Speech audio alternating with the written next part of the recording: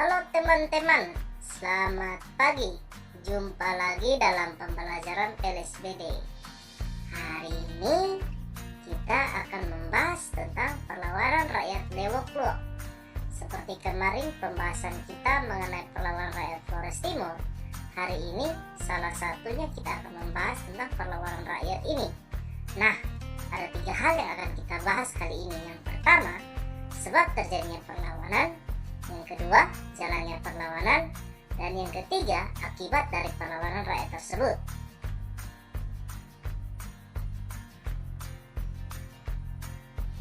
Yap, teman, sebelum kita membahas lebih jauh, perlu kita ketahui Lewok Luok merupakan salah satu desa dari 7 desa yang ada di Kecamatan Demon Pagon, Kabupaten Flores Timur.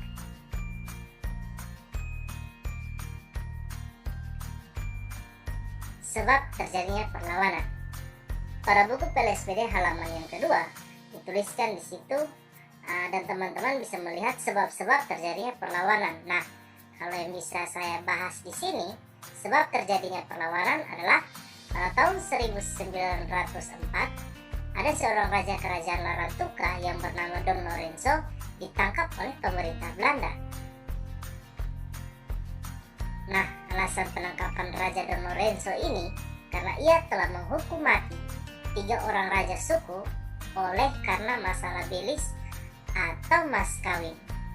Ketiga raja ini masing-masing adalah Raja Olah, Raja Pamalayo, dan Raja Solor.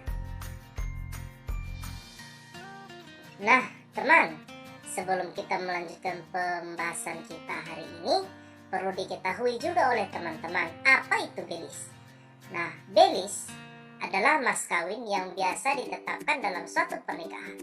Nah, teman, di NTT sendiri, belis bisa berupa benda-benda yang dianggap memiliki nilai berharga dan juga sejumlah hewan.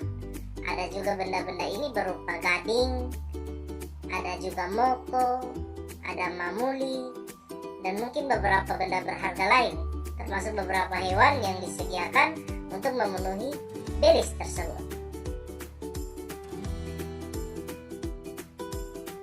Yap, teman-teman, kita kembali ke pembahasan kita hari ini. Nah, setelah Raja Don Lorenzo ditangkap oleh Belanda, kemudian Raja Don Lorenzo ini dibawa ke Kupang untuk diadili. Lalu kemudian Raja Don Lorenzo diasingkan ke Batavia. Nah, Batavia sekarang ini adalah ibu kota dari Negara Kesatuan Republik Indonesia, yakni Jakarta. Setelah itu, tepatnya pada tahun 1905, seorang anggota keluarga Raja Don Lorenzo yang bernama Luis Blantaran de Rosari diangkat oleh Residen Heckler di Kupang menjadi raja di Larantuka. Nah, teman, pengangkatan Raja Luis tersebut tidak disetujui oleh rakyat, karena itu rakyat Lewok Luok tidak mau membayar upeti kepada Raja Luis Blantaran de Rosari. Bahkan, putusan Raja Luis tersebut untuk menagih upeti dari rakyat diusir dan dihina. Nah, hal tersebut membuat Raja Luis meminta bantuan kepada pemerintah Belanda di Kupang. Alhasil, 2 minggu kemudian bantuan kapal Belanda tiba dari Kupang dengan menggunakan kapal Bengkulen di pantai Mulawato. Lalu, perlawanan rakyat Lewok Luok terjadi di pantai Mulawato ini, teman-teman. Nah, perlawanan ini lebih dikenal dengan sebutan Perang Mulawato. Yap, oleh karena itu kita dapat mengambil sebuah kesimpulan tentang perlawanan rakyat Lewok Luok ini sebagai berikut. Kalian bisa mengikutinya di sini. Pengangkatan Raja Luis Blantaran de Rosari menggantikan Raja Lorenzo tidak disetujui oleh rakyat. Tindakan ini diikuti dengan penolakan membayar upeti kepada Raja Luis. Hal tersebut yang membuat Raja Luis meminta bantuan kepada Belanda untuk memerangi rakyat Lewok Luok.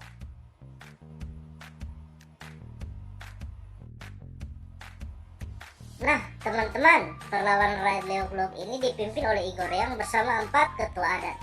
Igor Reang sendiri, Kewi Sakoten, Naya Lein, Subang Lein, dan Kuda Beta. jalannya peperangan sendiri dimulai ketika pasukan Belanda memberikan tembakan peringatan agar rakyat Leeuwenhoek menyerah. Tetapi oleh rakyat tembakan ini dianggap sebagai tanda perangnya dimulai. Maka tembakan peringatan ini disambut dengan tembakan balasan dari rakyat Leeuwenhoek sesuai semboyan perjuangan dalam bahasa lama Holot yang berbunyi ele utan pate utan ele mei pate mei, yang berarti utang kacang dibayar kacang, utang darah dibayar darah. Nah, tembakan ini juga diawali oleh Subang Doweng dengan sebuah senapan tumbuk ke arah kapal Bengkulen. Akibatnya pasukan Belanda mulai gencar mengarahkan tembakan ke arah rakyat Leeuwenhoek sambil turun dari kapal dan terus merangkak maju. Majunya pasukan Belanda ini dengan senjata modern tidak dapat ditahan oleh rakyat Leeuwenhoek karena persenjataan mereka kalah oleh Belanda.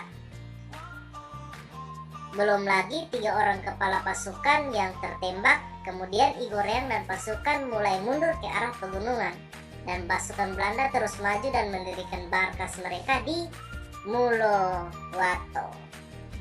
Nah, dari markas ini pasukan Belanda mengadakan operasi penangkapan atas seluruh rakyat Leeuwenhoek yang dianggap sebagai pemberontak.